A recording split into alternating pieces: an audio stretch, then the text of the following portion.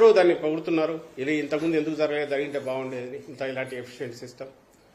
నువ్వు దాన్ని దెబ్బ కొట్టాలని చూసావు. దాని ద్వారా ఏ ప్రయోజనం అయితే కిందికి ఇస్తున్నామో దానిలోనూ దెబ్బ కొట్టాలని చూసావు. ఆఖరకు ఉడుకుమోత్తనంతో కడుపు మంటతో ఈరోజు దానికి టెంపరీగా తాత్కాలికంగా ఈసీతో బ్రేక్ వేయించావు. వేయించి ఇప్పుడు 2 పత్రికల చేతిలో ఉన్నాయో 3 టీవీ ఛానళ్ల చేతిలో ఉన్నాయని అడ్డంగా ఈరోజు ఏదో పెట్టారు. పండుటాకుల మీద పగ అని ఒకడు, కావాలని శవరాజకీయాలు చేస్తున్నాను ఒకడు.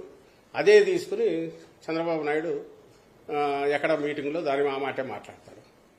ఉన్నది సిస్టంలోనే వాలంటీర్ వ్యవస్థ ద్వారా మామూలుగా అయితే ఫస్ట్ డే 80% పైన అయ్యేది.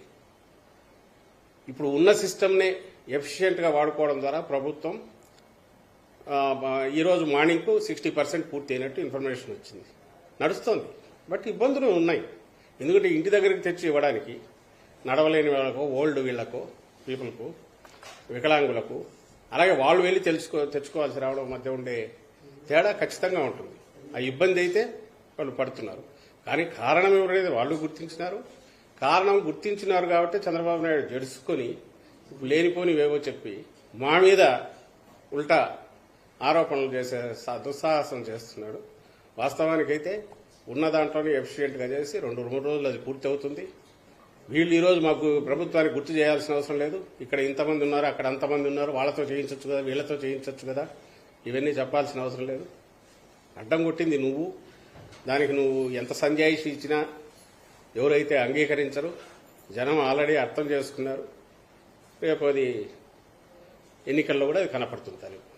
అవ్వాతాతలకు ఈరోజు ఈ పరిస్థితి వచ్చిందంటే దానికి కారణం టీడీపీ అని మీరు చెప్తున్నారు. టీడీపీ కాదు వైసీపీ అన్నారు. ఇవన్నీ పక్కన పెడితే టీడీపీ రాజమండ్రి అభ్యర్థి నేనే పెన్షన్ వాలంటీర్లతో ఇవ్వకుండా ఆపించాను, అంబేద్కర్ ప్రెస్ మీట్ ఎలా చూస్తారు సార్? అంటే అందరికీ తెలిసింది. అక్కడ ఎవరో ఆ అభ్యర్థి తను ఓపెన్ గా అన్నాడు. కానీ వీళ్ళు కూడా అంతకుముందు అదే అన్నారు. వీళ్ళు ఈ మాటలు అన్నవి ఎప్పుడైతే దీన్ని గుర్తించినప్పుడు వీళ్ళు అన్నారు.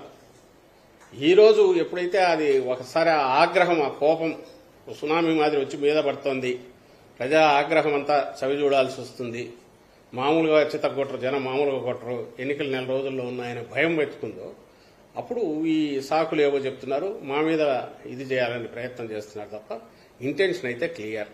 ఒకటి, చంద్రబాబు నాయుడు కానీ ఆయన గ్యాంగ్ కానీ జగన్మోహన్ రెడ్డి గారు ఏర్పాటు చేసిన సిస్టమ్స్ వల్ల ప్రజలకు మంచి జరుగుతున్నందువల్ల ఆ బ్లెస్సింగ్స్ ఆయనకు ఖచ్చితంగా పూర్తి ఉన్నాయి. వీటిని మేమేమీ చేయలేమనేది బలంగా పడిపోయింది.